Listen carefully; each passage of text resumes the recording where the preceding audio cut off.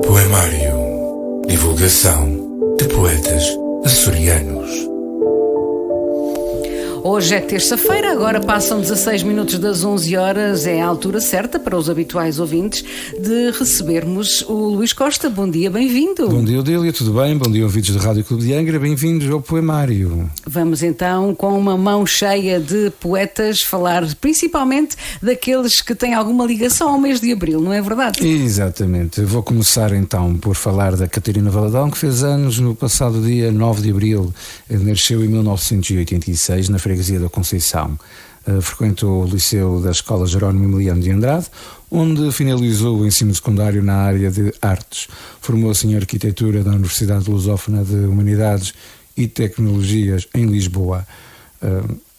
É também fotógrafa profissional, formada pelo Instituto Português da Fotografia. Trabalhou para diversos jornais enquanto fotojornalista e expôs o seu trabalho por diversas vezes, quer em Portugal continental, quer nos Açores, a título individual e coletivo.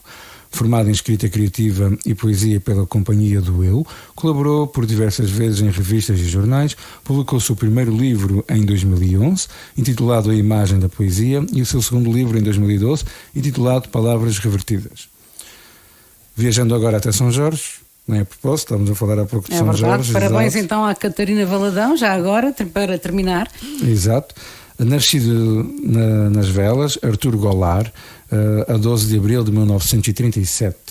Completou o curso de Teologia no Seminário de Angra e licenciou-se em Arqueologia no Pontifício Instituto de Arqueologia Cristiana em Roma, Itália, tendo também concluído o curso de Cultura sul arte Ravenate e Bizantini. Não sei se disse de forma correta, de estar mas pelo menos deve próximo. Deve estar. Estou a ficar pró em línguas estrangeiras, à nossa moda portuguesa. Como estava a dizer, concluiu na Universidade de Bolonha. Mais tarde, já em Évora, fez o curso superior livre de estudos árabes, tendo ainda frequentado cursos e seminários em estudos hispânico-árabes, museologia e história da arte. Entre 1962 e 1972, foi professor no Seminário de Angra e, de 1968 a 73, chefe de redação do jornal A União. Trabalhou no Museu de Évora primeiro como técnico superior e de 1992 a 99 como diretor. Das suas inúmeras atividades destacam-se a inventariação do acervo artístico do Museu de Évora, bem como a investigação bibliográfica e o estudo de obras de arte e material arqueológico. Foi membro do secretariado científico da exposição Triunfo do Barroco, da Europália, 91, e também colaborador científico do campo arqueológico de Mértola e do núcleo visigótico do Museu de Beja. Membro de diversas associações especializadas, nacionais e internacionais, tem apresentado comunicações em diversos congressos sobre estudos árabes em Portugal, atualmente publicadas em revistas como Arqueologia Medieval, Estudos Orientais, Portugal Islâmico e o Arqueólogo Português. Colabora também em inúmeras iniciativas artísticas em Évora e tem publicado na imprensa artigos relacionados com o património local. É autor do projeto museológico e responsável pela organização do Museu de Arte Sacra de Elvas, de que é o atual diretor. Desde março de 2002 é coordenador do Inventário do Património Artístico Móvel da Arquidiocese de Évora. Foi ainda comissário da exposição Tesouros de Arte e Devoção, bem como coordenador e autor de diversos textos do respectivo catálogo. Como poeta, encontra-se representado em todas as antologias de poesia açoriana. Foi durante o seu período de chefia da redação do jornal A União, de Angra, que se publicou a página literária Glacial, acontecimento marcante da cultura açoriana do final dos anos 60. Trago também José Geraldo Vieira, nascido na freguesia do Porto Judeu, Ilha Terceira, a 16 de abril de 1896. Emigrou com 3 meses de idade na companhia dos pais para o Rio de Janeiro e foi de novo registado nessa cidade, o que levou a haver por muito tempo confusão quanto ao local de nascimento. Estudou no Colégio Salesiano de Santa Rosa e formou-se em Medicina na Faculdade de Medicina do Rio de Janeiro, tendo os estudos sido financiados pelo seu tio, Manuel Correia Vítor Júnior. Os pais, gente de fracos recursos, faleceram em 1908.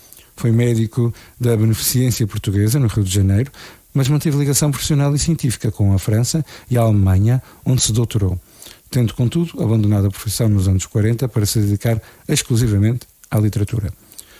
Tornou-se um dos maiores escritores brasileiros, primeiro em 1919, com a sua tese de académica, um instinto sexual, e depois com uma vasta obra de ficção, poesia e crítica de artes plásticas em 18 livros ao todo. O seu primeiro romance de êxito foi A Mulher que Fugiu de Sódoma. Assumiu culturalmente as suas origens e raízes açorianas, tendo visitado a Ilha Terceira em 1919, onde ficou à volta de um mês aqui em Angra do Heroísmo, reencontrando o avô e convivendo com a família em casa de quem se hospedou. Deixou memória desse convívio numa entrevista dada ao jornalista Alexandre Amaral no Mundo Português do Rio de Janeiro. 2 dos seus romances estão mais ligados a Portugal. A 40ª Porta, cuja ação é centralizada em Portugal e com personagens portuguesas, e também O Território Humano, que é mais autobiográfico, incluindo até, tal como o autor fez, uma viagem aos Açores. Faleceu em São Paulo a 19 de agosto de 1977.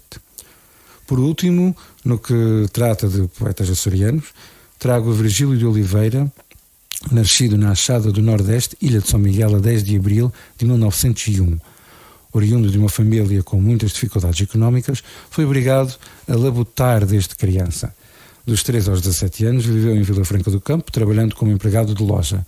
De seguida, foi residir para Ponta Delgada, trabalhando também numa loja de fazendas e como empregado do café Rex, passando depois para cobrador do Grêmio da Lavoura. Após a reforma, embarcou para os Estados Unidos para junto de familiares. As habilitações literárias não foram além do ensino primário, mas, em Vila Franca do Campo, foi acarinhado por Cortes Rodrigues, Urbano Mendonça e Teobaldo da Câmara, onde se iniciou nas letras. Numa primeira fase, foi influenciado por forcejadores saudosistas nacionalistas e só depois, em 1944, descobriu o modernismo e do Hino de Jesus considera-o um poeta popular que não imitou a poesia popular, mas sim criou-a. Usava o pseudónimo de Vital do Rio. O seu nome está ligado à toponímia da Achada e a uma artéria e ao Jardim Municipal. Faleceu em New Bedford, nos Estados Unidos da América, a 17 de fevereiro de 1967. A nível nacional, vou começar então por Sebastião Artur Cardoso da Gama, nascido na Vila Nogueira de Azeitão a 10 de abril de 1924. Foi um poeta e professor de português. Licenciou-se em Filologia Românica pela Faculdade de Letras da Universidade de Lisboa em 1947. Foi professor em Lisboa, na Escola Industrial e Comercial Veiga Beirão, em Setúbal, na Escola Industrial e Comercial, atual Escola Secundária Sebastião da Gama, e em Estremoz, na Escola Industrial e Comercial Local, cidade onde o seu nome ficaria mais tarde ligado à atual Escola Básica Sebastião da Gama, EB, de segundo e terceiro ciclo de Estremoz. Colaborou nas revistas Mundo Literário, Árvore e Távora Redonda. A sua obra encontra-se ligada à Serra da Arrábida, onde vivia e que tomou por motivo poético do seu primeiro plano, desde logo do seu livro de estreia Serra Mãe, e à sua tragédia pessoal motivada pela doença que o vitimou precocemente a 7 de fevereiro de 1952. De seguida trago Daniel Faria, nascido em Baltar, Paredes, a 10 de abril de 1910. Frequentou o curso de Teologia na Universidade Católica Portuguesa, no Porto, tendo defendido a tese de licenciatura em 1996. No seminário e na Faculdade de Teologia, criou gosto por entender a poesia e dialogar com a expressão contemporânea. Licenciou-se em Estudos Portugueses na Faculdade de Letras da Universidade do Porto. Durante esse período, a opção monástica criava solidez. A partir de 1990 e durante vários anos, esteve ligado à paróquia da Santa Marinha de Fornos, Marco de Canaveses. Aí demonstrou o seu enorme potencial de sensibilidade criativa, ensinando com poucos recursos as artimanhas de Scapone e o Alto da Barca do Inferno. Faleceu a 9 de junho de 1999. Trago também Fernando Namora, nascido em Condeixa Nova a 15 de abril de 1919, e foi um médico e escritor português. Licenciado em Medicina pela Faculdade de Medicina na Universidade de Coimbra, pertenceu à Geração de 40, grupo literário que reuniu personalidades marcantes como Carlos de Oliveira, Mário Dionísio, Joaquim Namorado ou João José Cochufel. Gostei muito do nome do Sr. João José Cochufela, um nome completamente diferente. Moldando certamente como o homem, à semelhança do exercício da profissão médica, primeiro na sua terra natal, depois nas regiões da Beira Baixa e Alentejo, em locais como Tinalhas, Monsanto e Pávia. Até que, em 1951, acabaria por se instalar em Lisboa, onde, curiosamente muito jovem, estudara no Liceu Camões como médico assistente do Instituto Português de Oncologia. O seu volume de estreia foi Relevos, em 1937, livro de poesia, porventura sob a influência de Afonso Duarte e do grupo da Presença, mas já publicara em conjunto com Carlos de Oliveira e Artur Varela um pequeno livro de contos, Cabeças de Barro. Em 1938 surge o seu primeiro romance, As Sete Partidas do Mundo, que viria a ser galardoado com o Prémio Almeida Garré, no mesmo ano em que recebe o Prémio Mestre António Augusto Gonçalves de Artes Plásticas na categoria de pintura. Com uma obra literária que se desenvolve ao longo de 5 décadas, é de salientar a sua precoce vocação artística, de feição naturalista e poética, tal como a importância do período de formação em Coimbra, mais as suas tertúlias e movimentos estudantis, ao dar-se ao amadurecimento estético do neorrealismo e coincidente com as vivências dos anos 50, enveredaria por novos caminhos através de uma interpretação pessoal da narrativa que o levaria a situar-se entre a ficção e a análise social. Faleceu a 31 de janeiro de 1989. E por último, Alberto Queiro da Silva. Mas não menos importante, como costumamos dizer. Claro. Pelo contrário, é o heterónimo criado por Fernando Pessoa, sendo considerado um mestre ingênuo dos heterónimos, Álvaro de Campos e Ricardo Reis, e também do seu próprio autor. Fernando Pessoa, apesar de apenas ter feito, apesar de Alberto Queiro, segundo Fernando Pessoa, segundo a sua criação, ter apenas feito a instrução primária. Foi um poeta ligado à natureza, que despreza e repreende qualquer tipo de pensamento filosófico, afirmando que pensar obstrui a visão. Afirma que, ao pensar, entramos num mundo complexo e problemático, onde tudo é incerto e obscuro. Não deixa de ter razão. À superfície, é fácil reconhecê-lo pela sua objetividade visual, que faz lembrar um pouco Cesário Verde, citado muitas vezes nos poemas de Queiro, pelo verso livre e pela linguagem simples e familiar. É um poeta de completa simplicidade e considera que a sensação é a única realidade. Suas principais obras são O Guardador de Rebanhos, O Pastor Amoroso e Poetas Inconjuntos. Segundo, então, a cronologia mais divulgada, nasceu a 16 de abril de 1889 em Lisboa.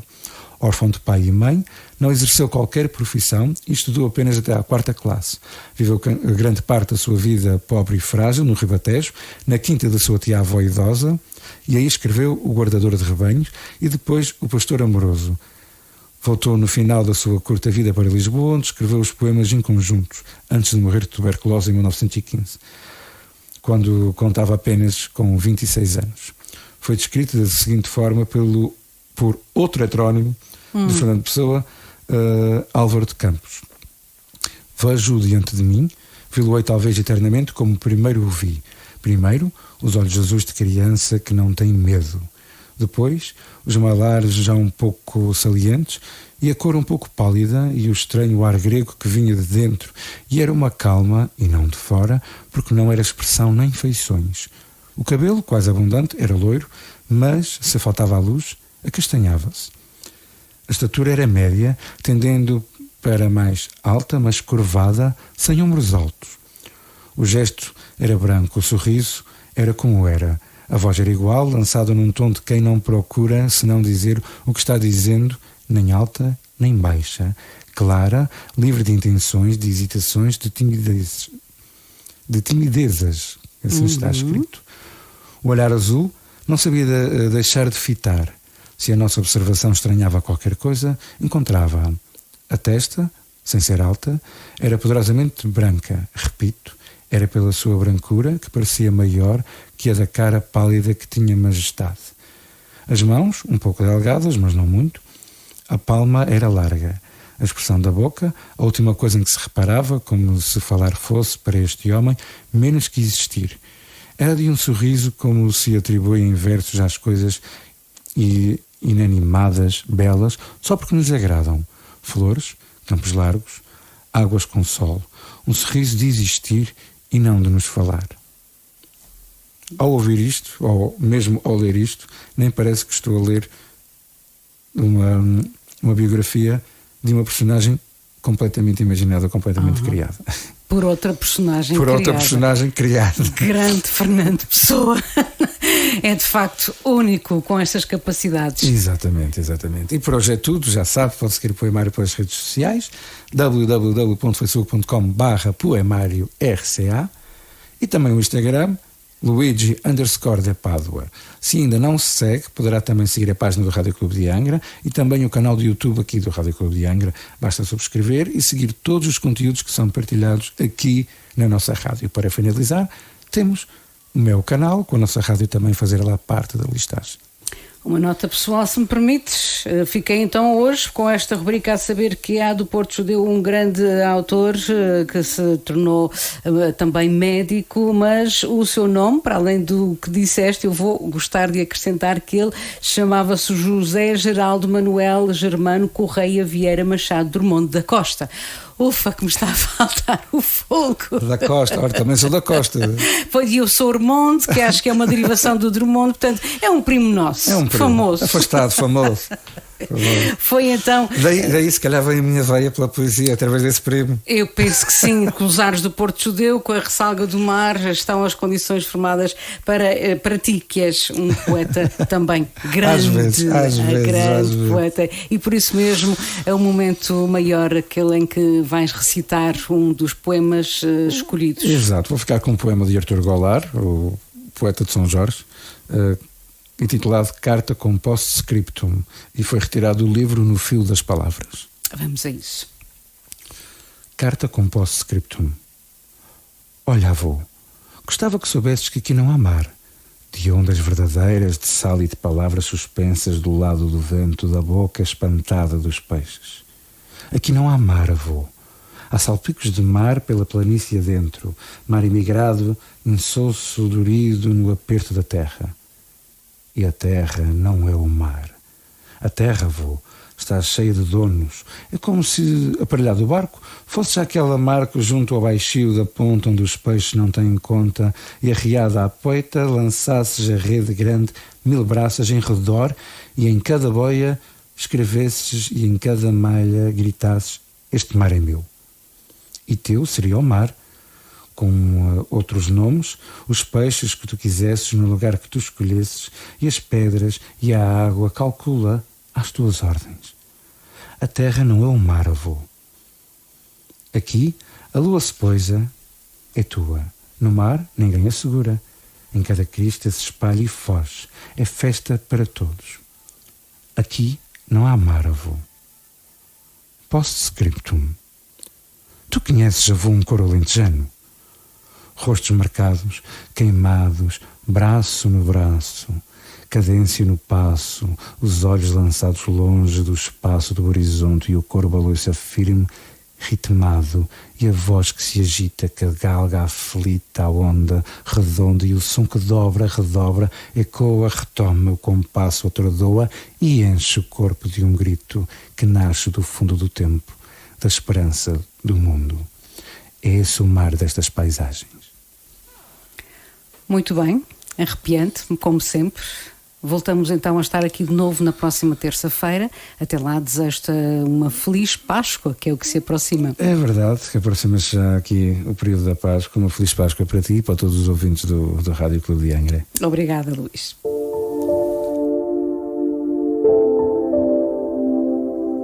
Poemário. Divulgação de poetas açorianos.